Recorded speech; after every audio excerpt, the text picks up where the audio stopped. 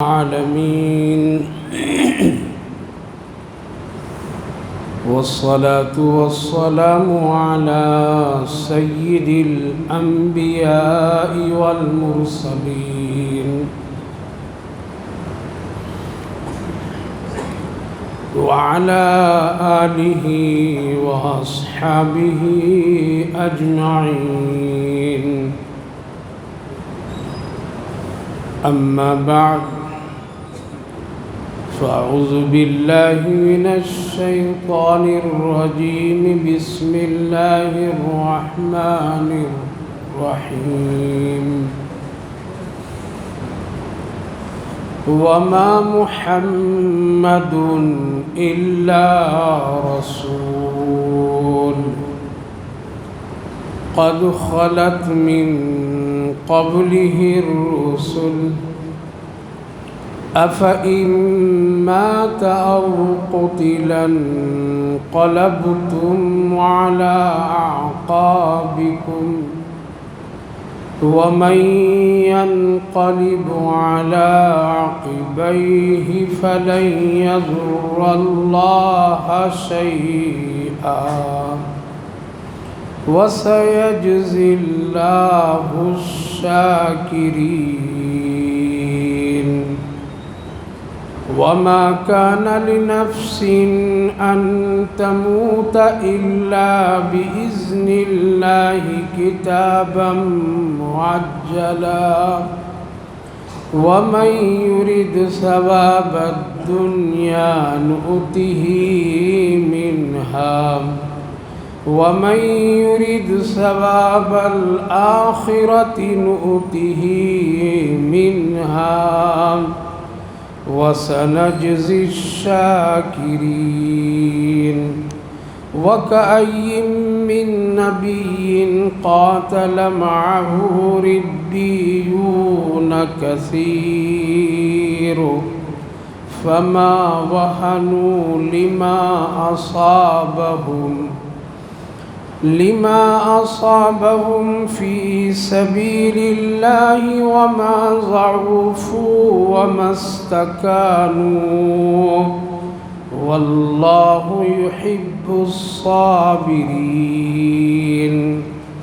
وما كان قولهم إلا أن قالوا ربنا اغفر لنا ذنوبنا وإسرافنا في أمرنا وثبت أقدامنا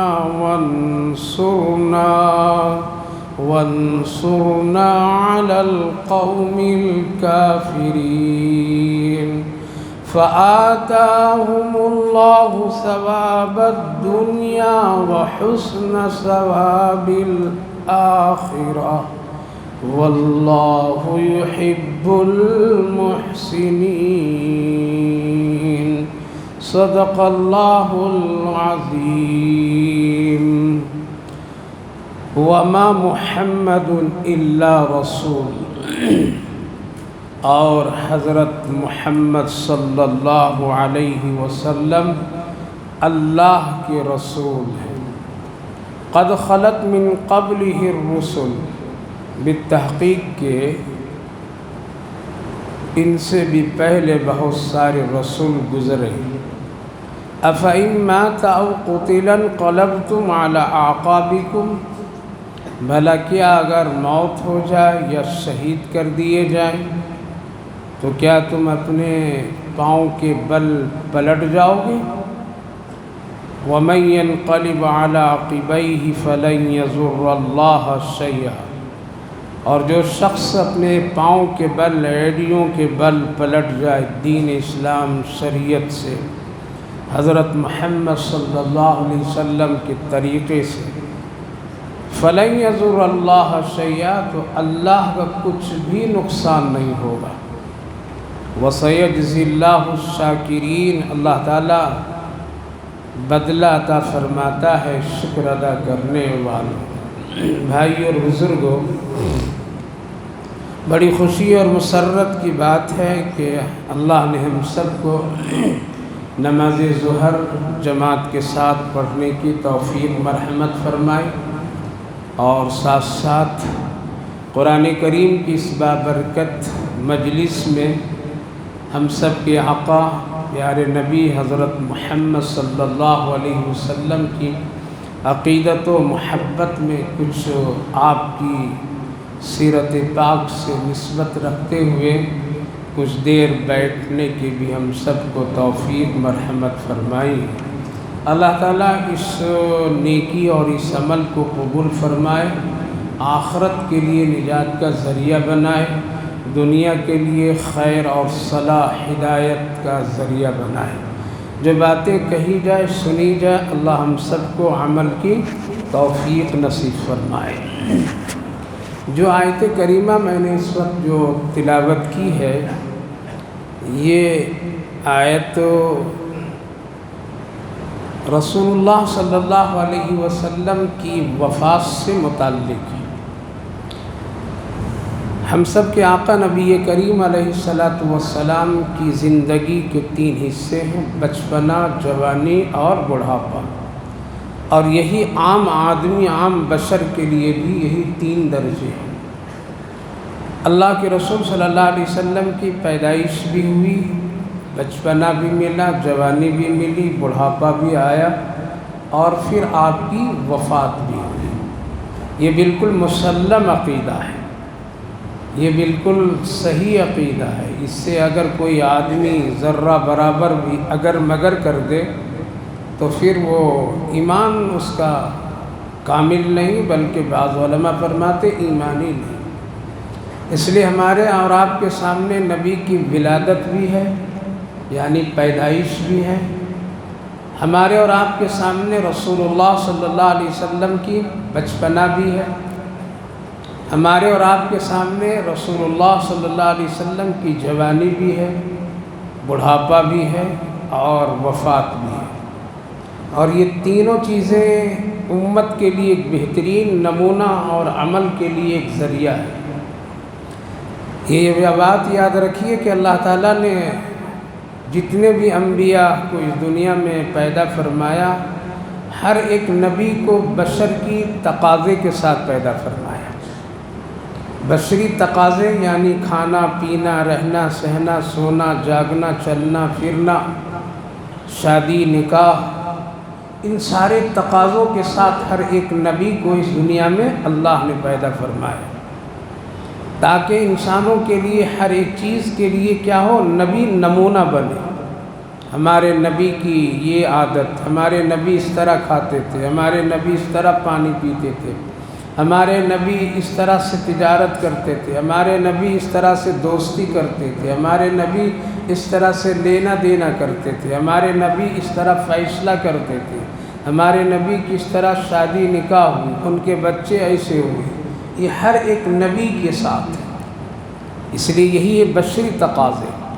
اللہ تعالیٰ نے ہم سب کے آقا صلی اللہ علیہ وسلم کو سب سے پہلا نبی اور سب سے آخری نبی قرار دیا۔ اللہ نے آپ کو بھی بشری تقاضے کے ساتھ اس دنیا میں پیدا فرمایا، یعنی جس طرح سے ایک انسان اس دنیا میں آتا ہے، وہی سسٹم کے ساتھ اللہ نے آپ کو اس دنیا میں پیدا فرمایا۔ حالانکہ بہت ساری ایسی چیزیں آپ کا ایک نمایاں ہیں، اعلیٰ ہے دوسرے انسانوں سے، دوسری بشر سے، لیکن اسی تقاضے کے ساتھ اور اسی سسٹم کے ساتھ آپ کو اس دنیا میں بھیجا۔ آپ کی بھی والدہ ہیں، آپ کے بھی والد ہیں، آپ کے بھی دادا ہیں۔ یہی ہے انسانوں کا ایک خاندانی، اور یہی انسانوں کا ایک دستور اور طریقہ۔ اللہ اگر چاہتا تو رسول اللہ صلی اللہ علیہ وسلم کو بالکل تیار شدہ آسمان سے نیچے اتار دیتا، کوئی مشکل نہیں۔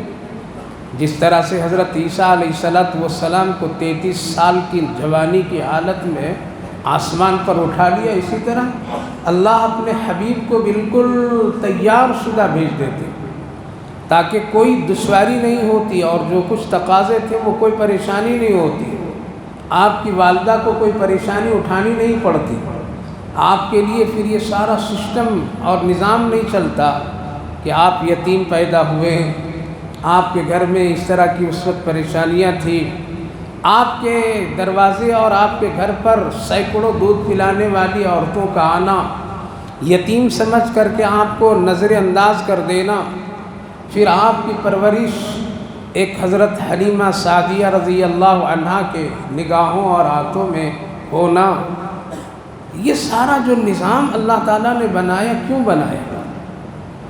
سیدھے آسمان سے اتار دیے ہوتے، فیصلہ تو پہلے سے طے تھا، پہلے سے طے ہے کہ اگر ہم اپنے نبی کو اس دنیا میں بھیجنا پسند نہ کرتے ہیں تو نہ آسمان بناتا، نہ زمین بناتا، نہ چاند ہوتے، نہ سورج ہوتے، نہ ستارے ہوتے، نہ کچھ بھی ہوتے، بلکہ ہم نے سب کچھ بنایا ہے تو محمد الرسول اللہ صلی اللہ علیہ وسلم کے صدقے میں بنایا ہے، آپ ہی کے خاطر بنایا ہے۔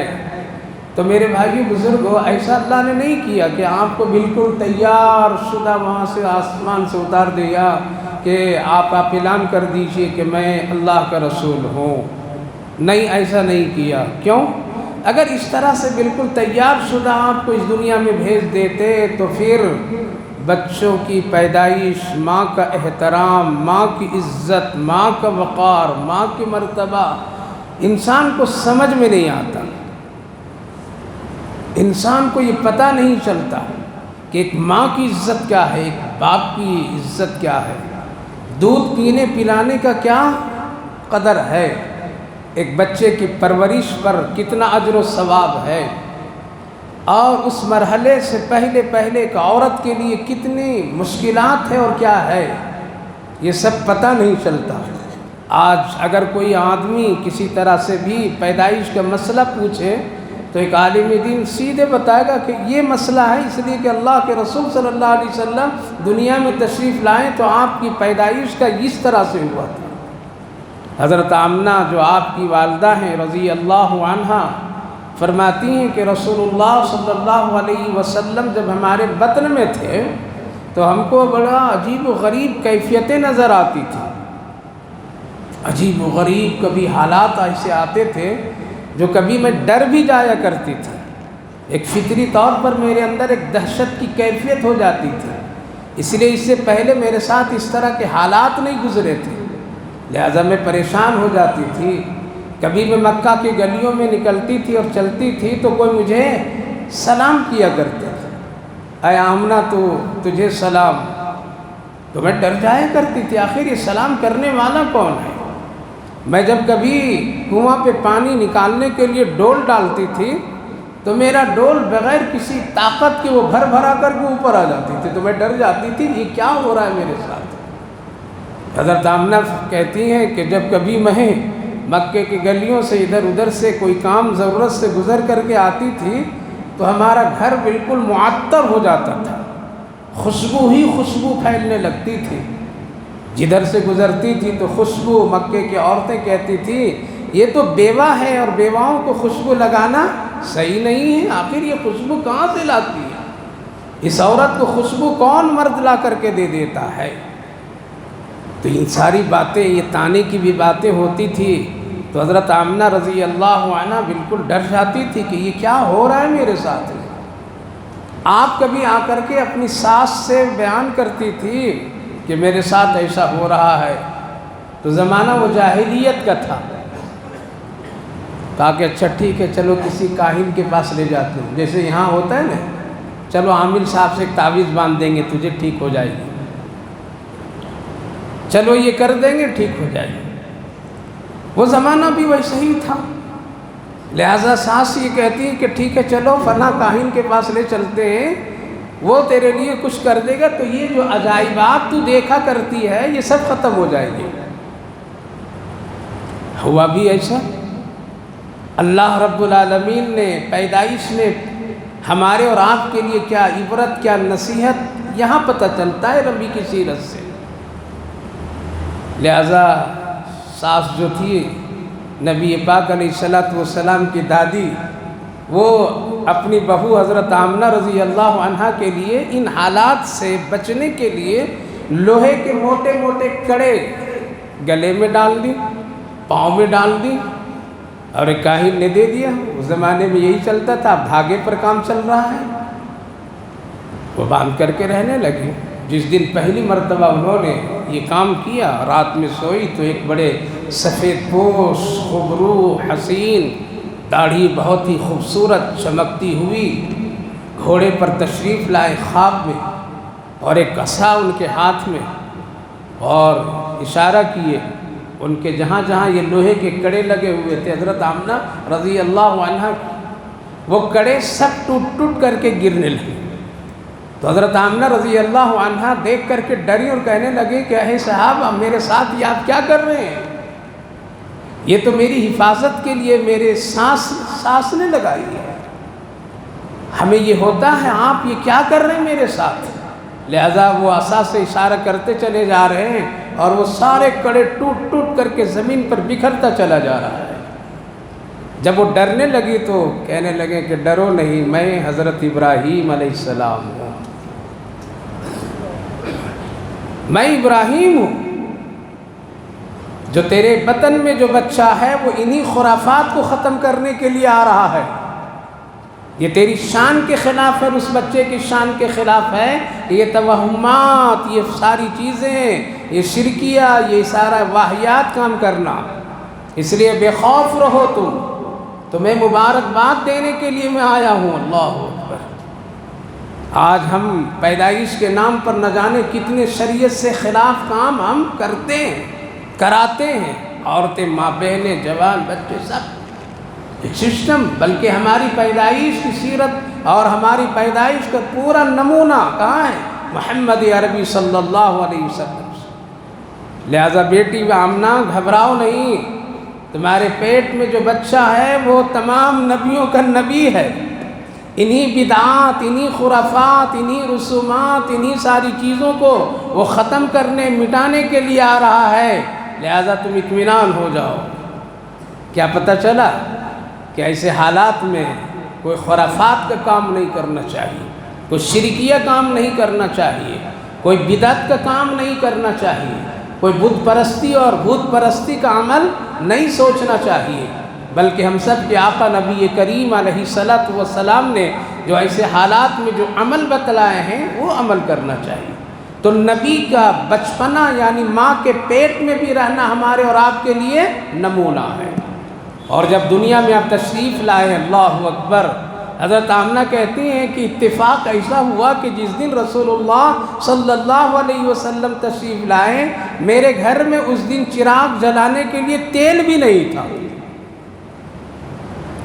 جب تیل کا انتظام کرنے کی کوشش کی جا رہی تھی، اسی وقت اندھیرے میں آئے، لیکن آئے تو ایسی نور، ایسی روشنی کہ پورا مکہ ایک روشن، اور اس کی روشنی سے بالکل سارا اندھیرا چھٹ گیا۔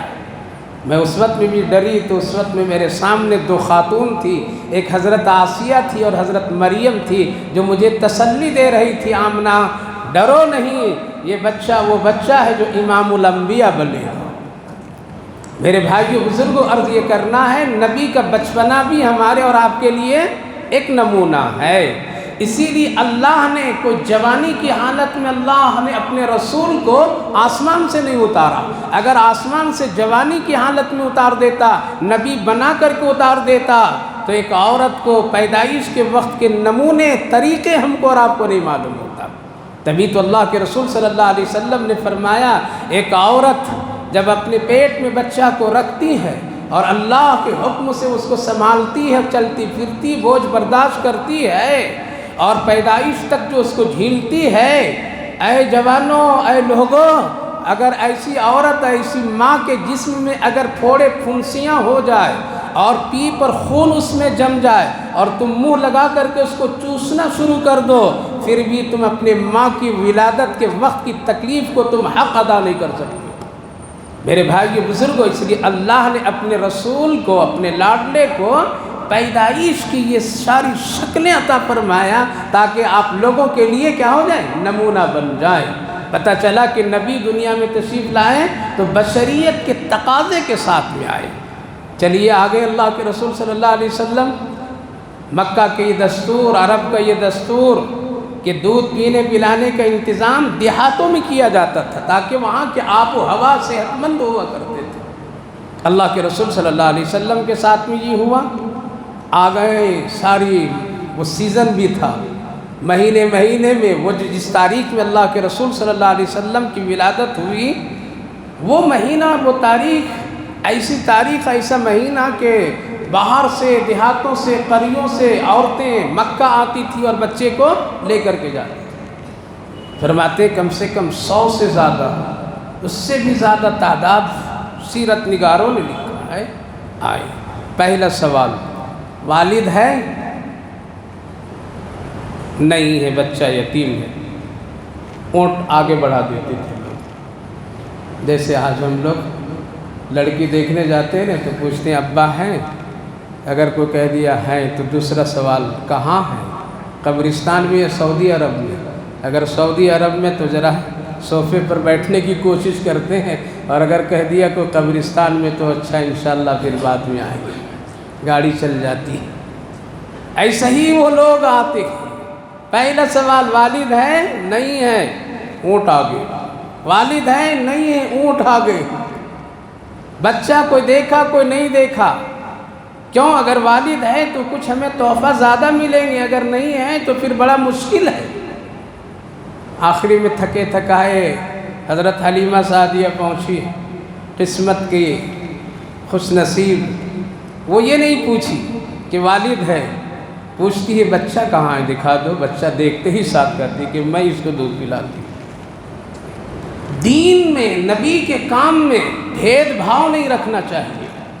جس نے دین کو اپنے دنیاوی ترازو میں تول کر کے دیکھا وہ کبھی کامیاب نہیں ہو سکتا ہے۔ دین کو اللہ اور اللہ کے رسول کی نگاہوں میں اس کو دیکھیے، دنیا کی ترازو میں مت دیکھیے، دیکھیں گے تو کامیاب نہیں ہوں گے۔ بچہ بہت خوبصورت، اپنے شوہر سے کہنے لگی کہ بس چلیے یہیں، اب آگے بڑھنا نہیں، تلاش نہیں کرنا ہے، تلاش نہیں کرنا۔ خود حضرت آمنہ فرماتی میرا دل یہاں بھی ڈر رہا تھا ہول ہول کہ پتہ نہیں اگر سوال کر دے کہ والد ہے یا نہیں ہے تو پھر وہی جواب اور وہی حالات۔ لیکن حضرت حلیمہ سعدیہ رضی اللہ عنہا نے بالکل نہیں پوچھی والد ہیں، دادا ہیں، کیا دیں گے، کیا لیں گے۔ بچے کو دیکھ کر کے، بعض کی نگاہیں ایسی ہوتی، دیکھ کر کے پہچان جایا جاتا ہے کہ اس میں کیا خیر ہے، کیا برکت ہے۔ چلو جلدی۔ لاغر اونٹنی، کمزور اونٹنی حضرت حلیمہ اپنی گود میں لے کر کے اپنے شوہر کے پیچھے اس اونٹنی پر بیٹھتی ہے۔ اونٹنی بیٹھے کے بیٹھی رہ جاتی، اٹھتی نہیں ہے۔ ہزار کوشش کی جاتی ہے لیکن اونٹنی اٹھتی نہیں ہے۔ حضرت حلیمہ کہنے لگی اپنے شوہر سے لگ رہا ہے یہ عام بچوں کی طرح یہ بچہ نہیں ہے، اس لیے آپ اپنے گود میں اس کو آگے رکھیے، تبھی ہو سکتا ہے یہ اونٹنی اٹھے گی۔ اللہ، یہ ہے نبی کا ادب، اللہ نے خود سکھایا۔ آج بہت سارے ایسے لوگ ہیں نبی کے در پر پہنچ کر کے بے حرمتی نبی کی کرتے ہیں، نبی کے نام ٹھیک سے نہیں لیتے ہیں۔ اللہ اکبر، اللہ اس وقت بھی رسول اللہ کو مقام و مرتبہ دکھا دیا کہ یہ پیچھے رہنے والا نہیں ہے، یہ امام الانبیاء ہے، امام الرسول ہے، اس کو آگے ہمیشہ رکھو۔ ابو جہل جب ایک مرتبہ رسول اللہ صلی اللہ علیہ وسلم کو ایک راستے میں کھڑا دیکھا تو کہا رہے محمد یہاں کیوں کھڑے ہو، آؤ میرے اونٹ پر بیٹھو، پیچھے بیٹھو۔ اللہ کے رسول ابھی 7-8 سال کی عمر تھی، بیٹھ گئے، حکم ہوا، بیٹھ گئے، اونٹ بھی بیٹھ گیا۔ ابو جہل چلانے کی پوری کوشش کیا، کہا نا اٹھ نہیں رہا، چل نہیں رہا۔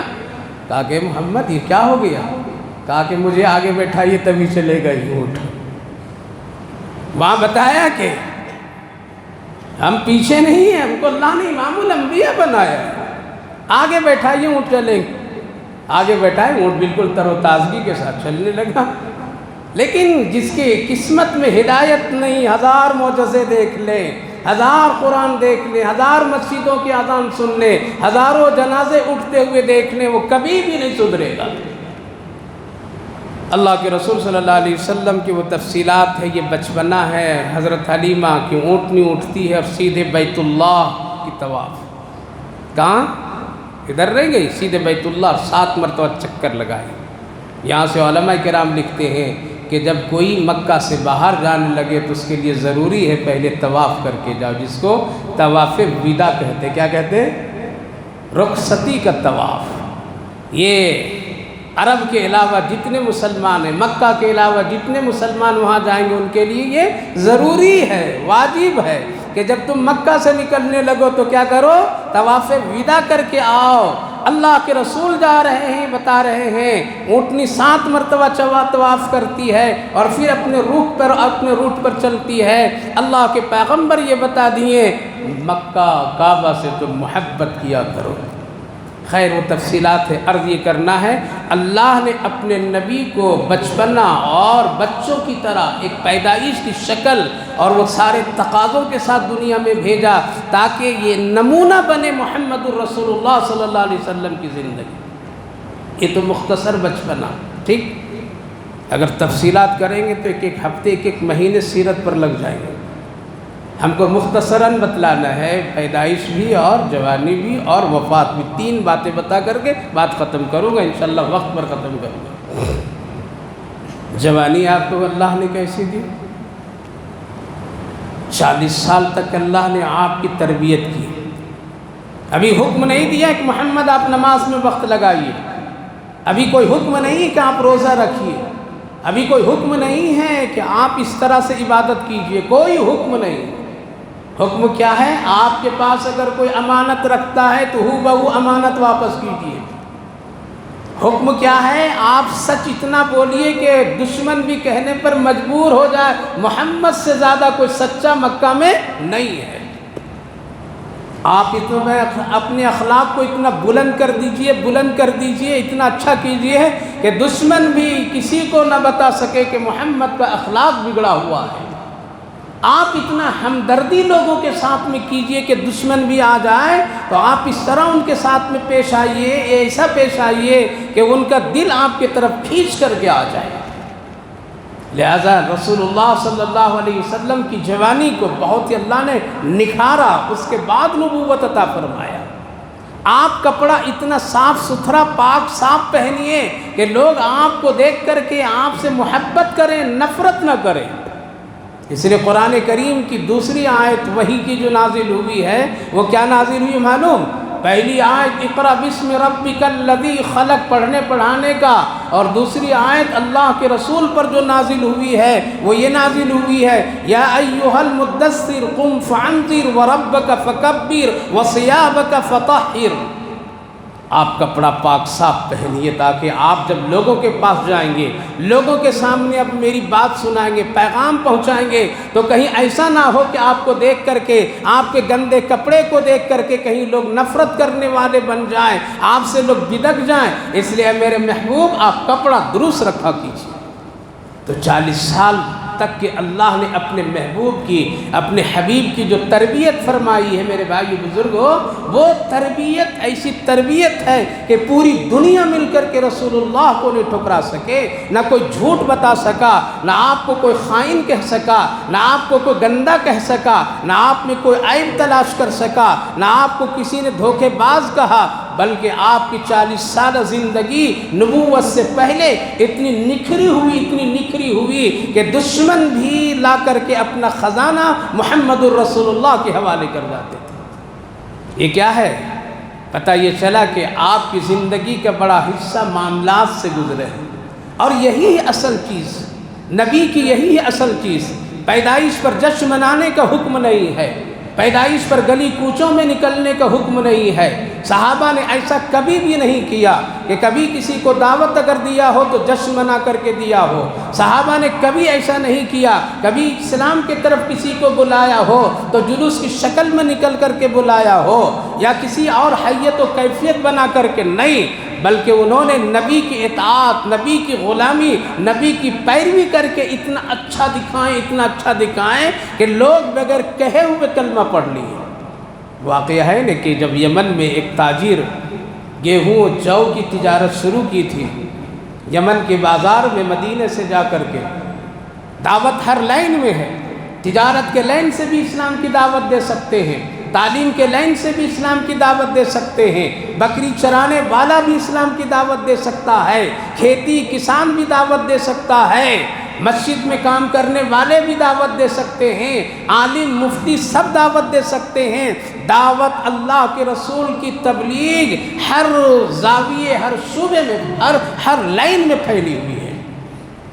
لہذا وہ صحابی ہیں، گیہوں اور جو کی تجارت کر رہے ہیں، اطاعت ضروری ہے۔ کیا ہے؟ اطاعت ضروری ہے۔ اللہ کے رسول کا یہ غلام تجارت کر رہے، لوگ آ رہے ہیں۔ ایک دن ایک عیسائی آتا ہے اور کہتا ہے کہ سنا ہے آپ کی دکان میں جو بہت اچھی ہے۔ کہا کہ نہیں، میری دکان میں اس وقت جو اچھی نہیں ہے، فلاں کی دکان میں جو اچھی ہے وہاں سے لے لیجیے۔ چلا گیا وہاں عیسائی، وہ عیسائی کی دکان، وہاں سے لیا۔ لینے کے بعد میں اس کا دل مطمئن نہیں ہوا تو کہا کہ ذرا پھر دوبارہ جا کر کے پوچھوں آپ کے یہاں کیسا ہے۔ دوبارہ لوٹ کر کے جب آیا اور کہا کہ آپ کے یہاں جو کیسی وہ دکھائیے۔ صحابی رسول نکال کر کے دیے تو ان کا اچھا تھا ان کے مقابلے میں۔ کہا کہ یہ ایسا آپ نے کیوں کیا؟ اچھا رکھ کر کے آپ نے اچھا اس کو بتا دیا۔ کون ہیں آپ؟ میرے یمن میں اس خطے میں ایسے تاجر نہیں ہے کہیں کہ اپنا نقصان کر کے دوسروں کو بھلا، دوسروں کو فائدہ پہنچانے والا۔ یہ تو پہلی بار ہم یمن کی بازار میں دیکھ رہے ہیں کہ اپنا نقصان کر کے دوسرے کی بھلائی کر رہا ہے۔ آپ ہیں کون؟ آئے ہیں کہاں سے؟ آپ کی شکل بھی کچھ الگ ہے، آپ کا لباس بھی کچھ الگ ہے، آپ کا انداز بھی کچھ الگ ہے، آپ میں ہمدردی ہے، آپ نے اخلاق کی ایک بڑی عجیب و غریب کیفیت ہے۔ کہاں سے آئے؟ کہا کہ میں مدینے کا رہنے والا ہوں، محمد الرسول اللہ کے غلام اور صحابی ہوں۔ کہا کہ جس کا یہ عمل ہو کہ اپنا نقصان اٹھا کر کے دوسروں کو جو بھلائی کر دے، اس کا دین بھی سچا، یہ بھی سچا، اس کا نبی بھی سچا۔ اب جو تو بعد میں لوں گا، پہلے تیرے ہاتھ میں کلمہ اور اسلام پڑھوں گا۔ میرے بھائی یہ بزرگ عرض یہ کرنا ہے، نبی نے 40 سال تک کی اپنی زندگی کو اتنی خوبصورت بنایا لوگوں کے سامنے کہ دنیا دیکھتی رہ گئی۔ 40 سال کے عرصے میں اگر کوئی دنیا کی کوئی طاقت، لکھنے والے، پڑھنے والے، عیب لگانے والے، تجسس کرنے والے پوری کوشش کر چکے، ریسرچ کر چکے، ڈھونڈ لیے، طاقت لگا دیے، کروڑوں اربوں خرچ کر دیے کہ نبی کی زندگی سے کہیں کوئی نقص اور عیب نکال دے، الحمدللہ آج تک کہ کوئی نہیں نکال سکا، نہیں نکال سکا۔ تو نبی کی جوانی بڑی پاک صاف، نبی کی جوانی میں ہمدردی، نبی کی جوانی میں اطاعت، نبی کی جوانی میں محبت، نبی کی جوانی میں سچائی، نبی کی جوانی میں ایک دوسرے کی عزت و قدر، دوسرے کے لیے سہارا بننا، یہ ساری چیزیں رسول اللہ صلی اللہ علیہ وسلم کی جوانی کا۔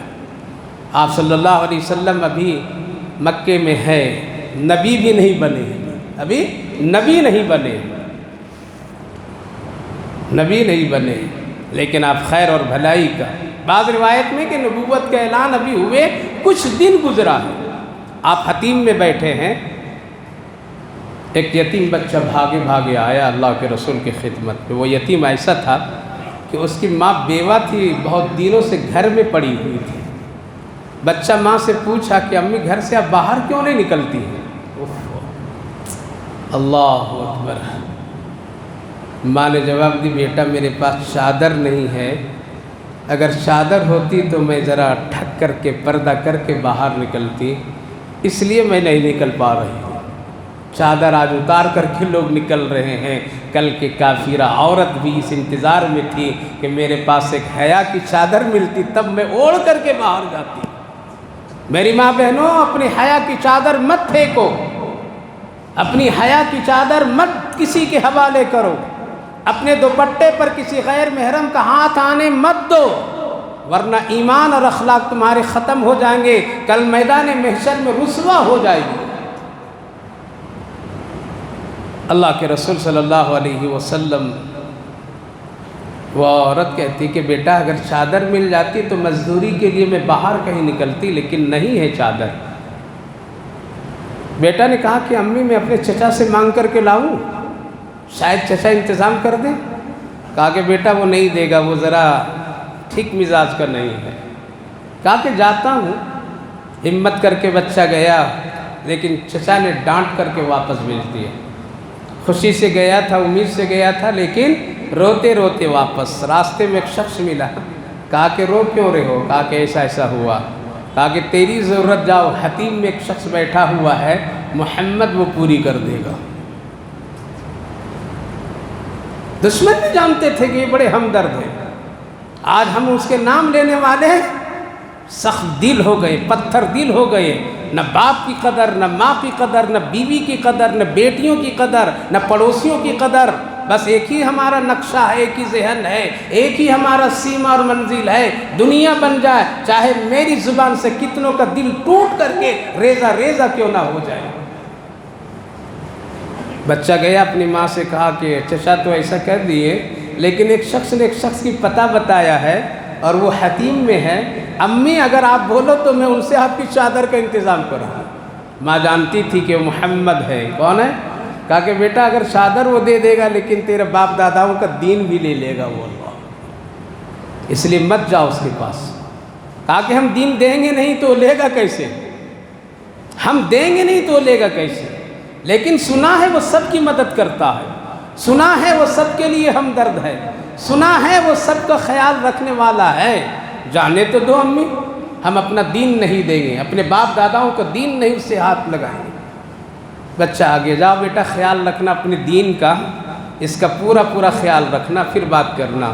وہ کمسن یتیم بچہ آتا ہے، اللہ کے رسول صلی اللہ علیہ وسلم کے قریب بیٹھتا اور بیٹھ کر کے سناتا ہے سارا حال، لیکن سنانے سے پہلے کہتا ہے اے محمد صلی اللہ علیہ وسلم آپ سب کچھ کیجئے گا لیکن میرے دین کے بارے میں کچھ مت پوچھئے گا مجھ سے، میرے دین کے بارے میں آپ کچھ تذکرہ نہیں کیجئے گا، میرے دین کے بارے میں کوئی دعوت اور اس طرح کی باتیں نہیں کیجئے گا، تب میں اپنا دکھ اپنی باتیں سناؤں۔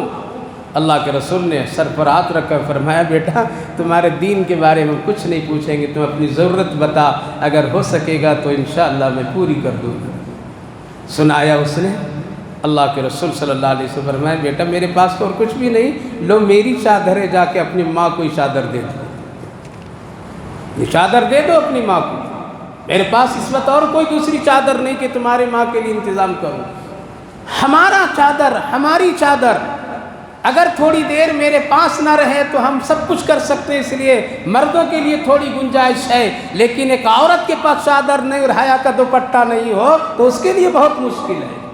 جاؤ بیٹا یہ لے جاؤ۔ وہ خوشی خوشی سے محمد عربی صلی اللہ علیہ وسلم کی چادر لے کر کے ماں کی خدمت میں، ماں بھی بڑے ڈر رہی تھی، پتہ نہیں میرا بیٹا اپنے دین پر واپس آئے گا یا محمد کا کلمہ کہیں پڑھ کر کے نہیں آ جائے گا۔ پہلا سوال بیٹا دین بچا، کہا کہ ماں وہ تو بڑے مشفق، بڑے مہربان، بڑے شفقت کرنے والے، وہ تو میرے دین کے بارے میں کچھ بھی نہیں پوچھا، مذہب کی بات ہی نہیں کیا، اور ماں یہ دیکھو اپنی چادر تیرے لیے انہوں نے دیا ہے۔ ماں اس کو لیتی ہے اور اوڑھتی ہے، کہا بیٹا چل محمد کے پاس ہم دونوں پہلے کلمہ پڑھیں گے اور پھر جا کر کے کوئی کام کریں گے۔ یہ ہے نبی کا جوانی، یہ نبی کا اخلاق ہے میرے بھائی بزرگوں۔ آج معاشرے میں کتنی ایسی ماں بہنیں بے آبرو ہو رہی ہے، فکر کیجئے، ذمہ داری ہے مسلمانوں پر۔ یہ صرف اپنا سمجھیے ہم دیندار ہیں، بلکہ ان کی بھی فکر کرنا ضروری ہے۔ آقا کریم محمد الرسول اللہ صلی اللہ علیہ وسلم کی سیرت کا سب سے بڑا اعلیٰ درجہ یہ ہے کہ آپ صلی اللہ علیہ وسلم جس طرح سے اپنوں کے لیے، دوسروں کے لیے، غیروں کے لیے آپ محسن بھی تھے، ہمدرد تھے، ہم کو اور آپ کو بھی وہی اخلاق پر چلنا ہے۔ یہ ہے اطاعت رسول ہے، اور یہی ہے نبی کی سیرت کا سب سے بڑا نمونہ۔ یہ تو جوانی کی کچھ کیفیتیں ہیں۔ اب رہی بات قرآن کریم کی آیت، اللہ فرما رہا وما محمد الا رسول، محمد صلی اللہ علیہ وسلم صرف اللہ کے رسول ہے۔ کیا مطلب؟ غزوہ احد میں جب جنگ ہو رہی تھی نا، اس وقت یہ آیت نازل ہوئی تھی۔ ہوا تھا ایسا کہ لوگوں نے افواہ اڑا دیے کہ محمد صلی اللہ علیہ وسلم شہید ہو گئے۔ کیا ہو گئے؟ اب رہے نہیں دنیا میں۔ تو جو صحابہ تھے، ایمان والے تھے، وہ کہا کہ جب نبی نہیں رہے تو اب کیا رہیں گے دین پر، کیا کریں گے دین پر، کیا کریں گے کافروں سے جنگ لڑ کر کے۔ اللہ نے اس آیت کریمہ کو اتارا، کہا کرے محمد نہیں رہیں گے تو کیا تم بھی دین پر نہیں رہو گے؟ اس سے پہلے بھی کتنے نبی آئے، دنیا سے چلے گئے، وفات پائے، شہید ہو گئے۔ میرا نبی بھی میرا رسول ہے، بشریت کے تقاضے سے بھیجا ہوں، ان پر بھی موت طاری ہوگی، وفات یہ بھی پائیں گے، تو کیا وفات کے بعد تم دین پر نہیں رہو گے؟ اگر تمہارا خیال ایسا ہے کہ محمد کو موت نہیں ہوگی، تمہارا خیال اگر ایسا ہے محمد وفات نہیں پائیں گے، تو یہ تمہارا خیال غلط ہے، باطل ہے، اور اگر تم دین پر پھر چھوڑ دو گے تو سن لو فَلَن يَضُرَّ اللَّهَ شَيْئًا، اللہ کا کچھ بھی نقصان نہیں ہوگا۔ یہاں سے علماء مفسرین لکھتے ہیں کہ نبی کی وفات ہوئی، کب ہوئی؟ 12 ربیع الاول کی پیدائش بھی بتاتے ہیں اور 12 ربیع الاول کی وفات بھی بتاتے ہیں۔ ہم ابھی اختلاف میں نہیں جائیں گے، ٹھیک ہے؟ چلیے ایک بات مان لیتے ہیں کہ 12 کی پیدائش، 12 کی وفات، تو پیدائش پر جشن اور وفات پر کیا کریں گے؟ وفات پر کیا کریں گے؟ وفات پر بھی جشن، تو پیدائش پر جشن اور وفات، مسلمان بڑا چالاک ہے، وفات کو چھوڑ دیا، پیدائش کو لے لیا۔ کیوں؟ یہاں بریانی ملے گی، یہاں خوشیاں ملے گی، یہاں ذرا اچھلنا کودنا ہوگا۔ پیدائش پر شریعت نہیں مکمل ہو رہی ہے، بلکہ شریعت اور دین کہاں مکمل ہو رہی ہے؟ وفات پر ہو رہی ہے۔ پیدائش کے وقت میں نماز نہیں تھی، وفات کے وقت میں نماز تھی۔ پیدائش کے وقت میں روزہ نہیں تھا، وفات کے وقت روزہ تھا۔ پیدائش کے وقت میں جہاد نہیں تھا، وفات کے وقت میں جہاد کا حکم تھا۔ پیدائش کے وقت میں زکوٰۃ نہیں تھی، وفات کے وقت میں زکوٰۃ تھی۔ عمل والا وقت سب چھوڑ دیا اور کھانے والا وقت سب لے لیا۔ واہ مسلمان، واہ مسلمان! تو وفات اصل ہے، کیا ہے؟ دین یہاں تکمیل ہو رہی ہے، شریعت یہاں مکمل ہو رہی ہے۔ لہٰذا اللہ نے اپنے حبیب، اپنے محبوب کو بشری تقاضے کے ساتھ بھیجا۔ جس طرح پیدائش ہمارے اور آپ کے لیے نمونہ ہے، وفات بھی ہمارے اور آپ کے لیے نمونہ ہے۔ کیسے مرے گا آدمی، کیسے کفن دیا جائے گا، کیسے دفن کیا جائے گا، کیسے غسل کیا جائے گا، کیا سنت ہے، کیا طریقہ ہے، یہ کہاں سے معلوم ہوگا؟ معلوم تو تبھی تو ہوگا جب ہم سب کے آقا کے ساتھ یہ عمل اور آقا نے جو بتایا ہوگا۔ تو پتہ یہ چلا کہ اللہ کے رسول صلی اللہ علیہ وسلم کی وفات ہوئی، کب ہوئی؟ 12 ربیع الاول کے مان لیجیے، حالانکہ 12 ربیع الاول کی تاریخ نہیں بلکہ 9 ربیع الاول کی۔ خیر 12 ربیع الاول کی وفات مان لیں گے یا پیدائش مان لیں گے، وہ بس الگ ہے۔ ہم کو اور آپ کو یہاں ملتا کیا ہے؟ 2-3 باتیں سنیے، بات ختم کرتا ہوں۔ نبی کی وفات ہوئی، پیر کے دن وفات ہوئی، آپ 17 دن کے قریب بیمار رہے۔ سوال یہ پیدا ہوتا ہے، اللہ کا پیغمبر اور بیمار کیوں اللہ نے کیا؟ نہیں کیا ہوتا صحت کے ساتھ سجدے میں، تہجد کے وقت، خطبے کے وقت، نماز کی حالت میں روح پرواز کر لیا ہوتا؟ یہ بیماری یا لعنت اللہ نے اپنے حبیب کو کیوں دیا؟ یہ تکلیف کیوں دیا؟ میرے بھائیو بزرگوں، یہ تکلیف اس لیے دیا، یہ بیمار کی کیفیت اس لیے بنایا اللہ نے تاکہ اپنی امت کے لیے اللہ کے رسول نمونہ بن جائے۔ بیماری میں ہے تو نماز کیسی پڑھنی پڑے گی؟ بیماری کے وقت میں ہے تو اللہ سے کیسے تعلق رکھنا پڑے گا؟ بیمار کی حالت میں ہے تم کو کیا کیا کرنا پڑے گا؟ کس طرح سے تجھے اللہ اور اپنے گھر والوں کے ساتھ میں معاملات کرنا پڑے گا؟ اس لیے اللہ نے اپنے حبیب کو بیمار بھی کیا۔ یہ عیب نہیں ہے بلکہ یہ رحمت۔ 17 دن کے قریب آپ بیمار رہے، آخر میں آپ بہت کمزور ہو گئے۔ 17 نمازیں حضرت ابو بکر صدیق رضی اللہ عنہ نے نبی کی زندگی میں آپ نے امامت فرمائی، اور اس کی شکل ایسی ہوتی تھی کہ آپ بازو میں کھڑے ہوتے تھے، آپ آہستہ تکبیر کہتے تھے، ابو بکر صدیق زور سے تکبیر کہتے تھے۔ حالانکہ امام رسول اللہ ہی ہوتے تھے، لیکن حضرت ابو بکر صدیق مکبر ہوتے تھے۔ اس لیے نبی کی موجودگی میں کوئی دوسرا امامت کر ہی نہیں سکتا، یہ نبی کی شان کے خلاف ہے۔ نبی نماز پڑھائے، اللہ کے رسول صلی اللہ علیہ وسلم پیر کے دن تہجد اور اس کے قریب کے وقت میں آپ کی روح کی پرواز کی کیفیت، اس سے پہلے کے دیکھیے حالات۔ آپ صلی اللہ علیہ وسلم بستر پر پڑے ہوتے تھے، سہارا لگا کر کے نماز پڑھا کرتے تھے۔ کیا؟ سہارا لگا کر کے، کندھے پر سوار ہاتھ رکھ کر کے آپ مسجد تک پہنچتے تھے۔ بتایا کہ موت تک بھی تم سے نماز نہیں چھوٹنی چاہیے۔ یہ ہے اصل ہے سیرت۔ چھوڑ دیا لوگوں نے، چھوڑ دیا اس واقعے کو، چھوڑ دیا اس کو نمونہ بنانا۔ آپ بستر پہ ہوتے تھے تو آپ کے کمرے میں 2 3 4 شخصوں کا آنے کی اجازت تھی۔ ایک حضرت ابو بکر صدیق، حضرت عمر، جن کے خاص اجازت تھی، ہر وقت آ سکتے تھے، حضرت فاطمہ رضی اللہ عنہ، اور ازواج مطہرات میں حضرت عائشہ صدیقہ رضی اللہ عنہ، حضرت ام المومنین عائشہ صدیقہ رضی اللہ عنہ برابر رہتی تھیں۔ آپ ہی کے حجرے میں آپ صلی اللہ علیہ وسلم آرام فرما رہے تھے۔ آپ دو چیزوں کی بڑی تاکید فرماتے تھے، اے عائشہ مجھے مسواک کیا کرو، مسواک کراؤ، اور میرے اوپر دم بھی کرو، مسواک کراؤ اور دم کرو۔ دم مطلب قل پڑھو، سورہ فاتحہ پڑھو، قل هو اللہ پڑھو، قل اعوذ برب الفلق پڑھو، ناس پڑھو، اور یہ پڑھ کر کے مجھ پر دم کیا کرو اور مجھے مسواک کرایا کرو۔ حضرت ام المومنین کہتی ہیں میں پانی کا پیالہ لے کر کے سامنے رکھتی تھی، مسواک اس میں نرم کرتی تھی، اللہ کے رسول کے منہ مبارک میں چلاتی تھی۔ اللہ کے حبیب فرماتے تھے مجھے اس سے بہت راحت ملتی ہے۔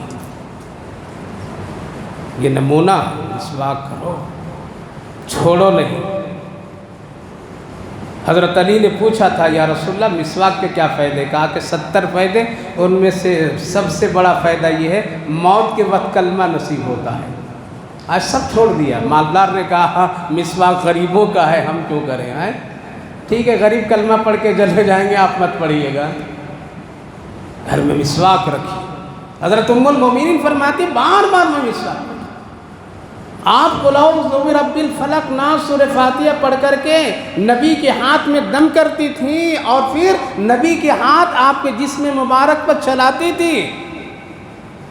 فرماتی تھی کہ میرے ہاتھ سے رسول اللہ کا ہاتھ بہتر ہے، اسی لیے آپ ہی کے ہاتھ پر